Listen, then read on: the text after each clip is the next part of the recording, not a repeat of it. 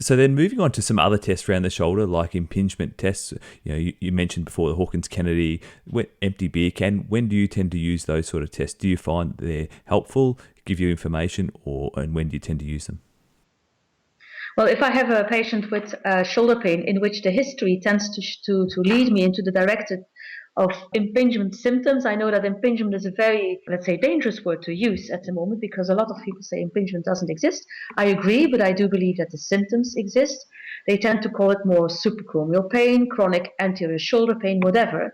But if you have someone who said in the history, I have pain with overhead activities, and the pain is in the deltoid area and a little bit at the front, and I believe that I have to look further into the possible biomechanical cause of the problem. I use my clinical reasoning algorithm, starting from impingement tests, going over instability provocation tests, so apprehension and relocation tests. And then I tend to do nearly all the tests that I described in the algorithm in the BGSM paper a few years ago. So I do some cuff tests, but I only do some strength tests unless I think that there might be a tear.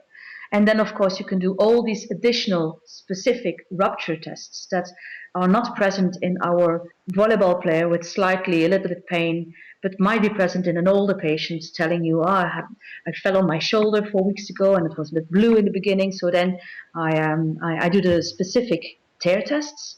I always do my scapular tests even if I didn't see scapular dyskinesis, because maybe they are weak, but we didn't see it during elevation.